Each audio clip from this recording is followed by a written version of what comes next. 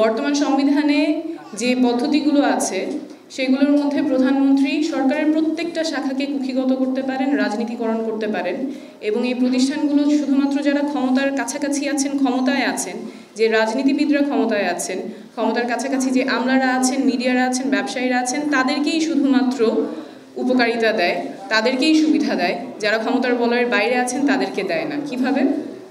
সরকারের তো 3টা শাখা, আমাদের আইনসভা বা জাতীয় সংসদ আছে, বিচার বিভাগ আছে, এক্সিকিউটিভ আছে। কৃষকের ভোটে এমপি নির্বাচিত হয়ে সংসদে যান। কৃষক, শ্রমিক, সাধারণ জনগণ সবাই ভোট দিয়ে তাদের জনপ্রতিনিধি নির্বাচন করে সংসদে যান। এটাই আমাদের আইনসভা, সরকারের একটা শাখা। তো আইনসভায় যেই এমপিরা বসেন, সাধারণ মানুষের ভোটে যেই এমপিরা যান, তারা কি কৃষকের পক্ষে সেখানে রায় দিতে পারেন? বর্তমান সংবিধানে কি আছে? কৃষকের পক্ষে তারা রায় দিতে পারেন না, তাদের রায় দিতে হয় দলের পক্ষে। দলের বিপক্ষে যদি রায় দেন তাহলে তিনি এমপি থাকতে পারবেন না। সেটা আমাদের বর্তমান সংবিধান।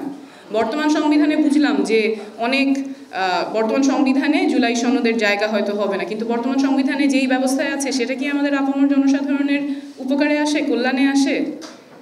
যেই এমপি কৃষকের হয়ে কথা বলতে পারবে না, রায় দিতে পারবে না, কৃষক বিরোধী যদি কোনো আইন সেখানে আসে, তিনি কৃষকের হয়ে সেখানে ভোট দিতে পারবেন না, জনসাধারণের হয়ে ভোট দিতে পারবে না, রায় দিতে পারবে না, তাহলে সেই আইনসভা কিভাবে জনপ্রতিনিধিত্ব করেন?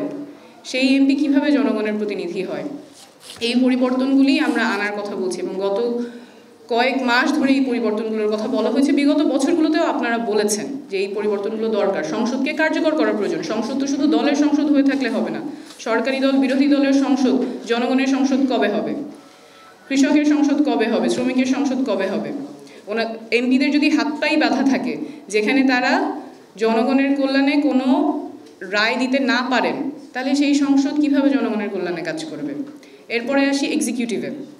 এক্সিকিউটিভের অনেকগুলো অঙ্গ আছে। এর মধ্যে একটা যদি ধরি আমরা, ক্যাবিনেট, মন্ত্রীরা যারা আছেন। মন্ত্রী যখন দুর্নীতি করবে তার জবাবদিহিতা কে নেবে?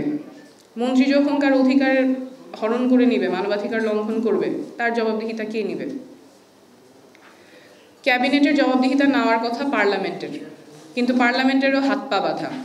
প্রধানমন্ত্রী যদি দুর্নীতি করে সেটা কৃষককে এফেক্ট করবে না, কৃষককে প্রভাবিত করবে না?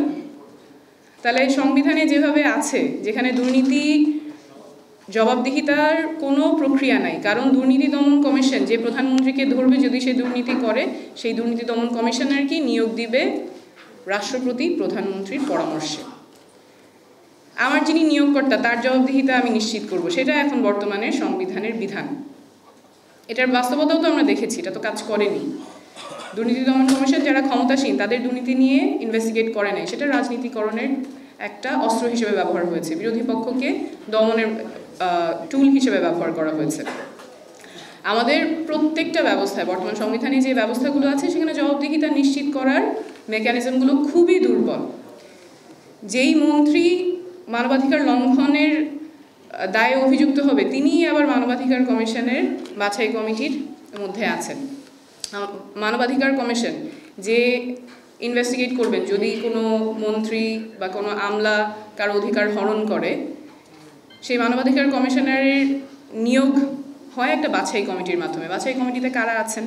বাছাই কমিটিতে আছে আইনমন্ত্রী, বাছাই কমিটিতে আছে স্বরাষ্ট্রমন্ত্রী, বাছাই কমিটিতে আছে স্পিকার, সংসদের স্পিকার থাকবেন, আইন কমিশনের প্রধান থাকবেন এবং স্পিকার দুজনকে মনোনয়ন করবেন, যারা একজন দলের এবং আরেকজন বিরোধী দলের। তো এখানে তো আর নিরপেক্ষতা নিশ্চিত করার কোনো মেকানিজম নাই। যাকে দায়িত্ব দেওয়া হচ্ছে চোর ধরার, যাকে দায়িত্ব দেওয়া হচ্ছে ডাকাত ধরার, চোর এবং ডাকাত তাকেই নিয়োগ করছে। এটাই তো আমাদের বর্তমান সংবিধানের নিয়ম আছে।